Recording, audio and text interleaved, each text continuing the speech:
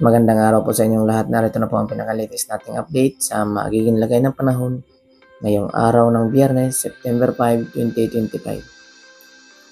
Samantala, makikita nga po natin sa pinaka-latest satellite image natin na kung saan nga po may namomonitor tayo tropical disturbance sa silangang bahagi at kanlurang bahagi ng Luzon na ating ang namataan na nadidevelop na nga ito bilang isang low pressure area na inaasahan nga po natin ito ay magdudulot ngayong araw na malawakang maulap na papuring at mga kalat-kalat na pag-ulan, lalo na nga pagsapit ngayong umaga dito sa Luzon.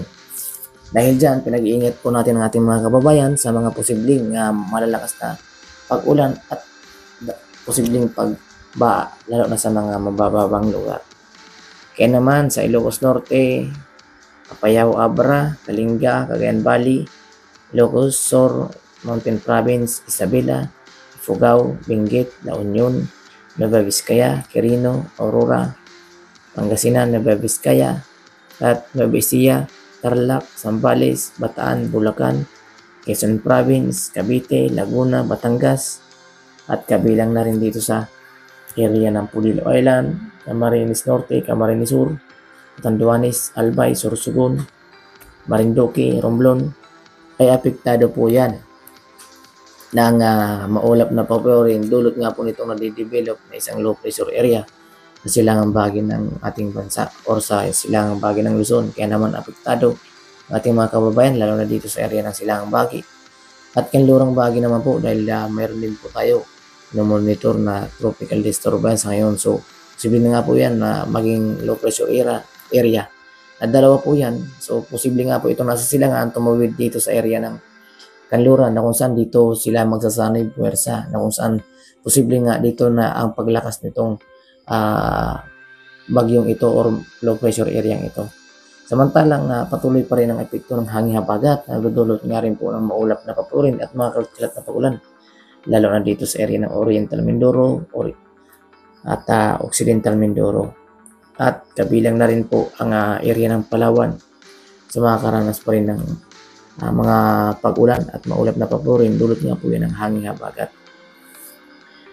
At iyan nga po ang ating pinapaalala sa ating mga kababayan, maging alerto dahil nga po may mga inaasahan tayo mga bagyo na posibleng tumawid nga po sa ating bansa.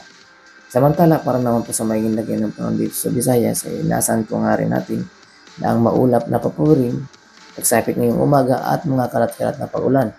Dahil po yan sa pinagsamang epekto ng mga thunderstorm na galing po sa namumuong low pressure area or mga tropical disturbance sa silangang bahagi ng ating bansa. Samantala dito sa Palawan ay inaasahan pa rin natin na bagyang papasok dito yung hanging habagat na kung saan bagya pa rin maapektuhan ang silangang bahagi ay kanlurang bahagi ng Visayas, na kung saan magdudulot nga po ito ng mga thunderstorm kasi magpapaulap, nagkakaroon ng maulap na papawiring at mga kalat na pag-ulan lalo na dito sa area ng Aklan, Capiz, Antique, Iloilo, Guimaras, Negros Occidental, Negros Oriental, Cebu, Bohol, Leyte, Biliran, Northern Samar, Eastern Samar. Sa mga nabanggit na lugar ay iba yung pag-iingat po dahil po sa inaasahan po tayong maulap na papurin at mga kalat-kalat na pag-ulan na kung saan nga po kuminsan umaabot nga po ito ng 1 o 2 oras ang posibleng makaranas ng mga pag-ulan na posible rin ng mga pagbaha at pagguho ng lupa. Kabilang din po ang area ng Siquijor sa makakaranas ng maulap na papurin at mga kalat-kalat na pag-ulan. Samantala, at para naman sa ating mga kababayan dito sa Mindanao, inaasahan natin na magiging maaliwalas or fair weather ang magiging lagay ng panahon. Kung saan nga po, pagsapit ng umaga, may inaasahan pa rin ang bagyang pag-aliwalas ng panahon, lalo na dito sa area ng Zamboanga Peninsula, Northern Mindanao, Sorsogon, Maguindanao, at Lanao del Sur. Kabilang din ang Davao Region at Caraga Region na kung saan nga po inaasahan po natin ang fair weather. Kumbaga makakaranas ng maliwalas na panahon sa umaga hanggang sa tanghali. Ngunit pagsapit ng hapon at gabi ay naasan na po natin ang mga localized thunderstorm na kung saan nagdudulot na rin po ito ng pag-ulan o mga kalat-kalat na pag-ulan na pagsapit ng hapon at gabi. At kabilang din po ang kababayan natin sa Basilan, Hulu, Sulu, Tawi-Tawi ang makakaranas ng fair weather na panahon. Samantalang dito naman sa Sarangani ay asahan pa rin natin ang fair weather na maging lagi ng panahon. Samantala para naman sa Palawan area ay inaasahan na po natin ang maulap na paborin at mga kalat-kalat na paulan.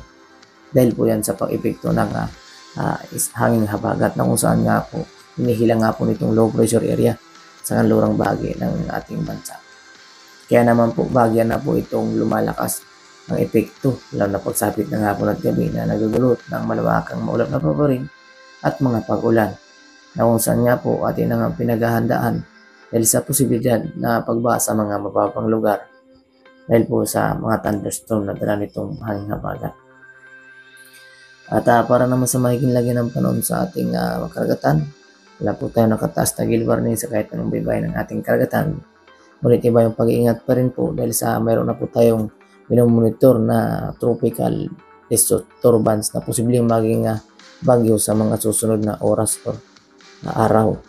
Ating patuloy nating minomonitor yan dahil sa upang ma-update po natin ang ating mga kababayan sa mga posibilidad mangyayari sa ating bansa upang makapaganda ang maaga ang ating mga kababayan.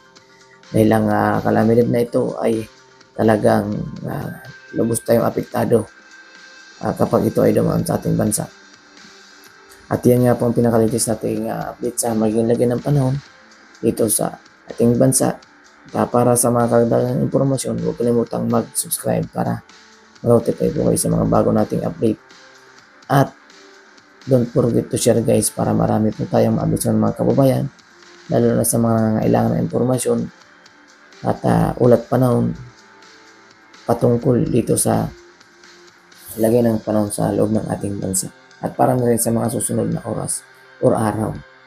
Dahil naman ang oras ay maaaring magbago ang lagay ng panahon kaya manatiling updated sa mga bagong ulat na aming lalabas. Maraming salamat at ingat po kayong lahat. Maraming salamat. God bless us all.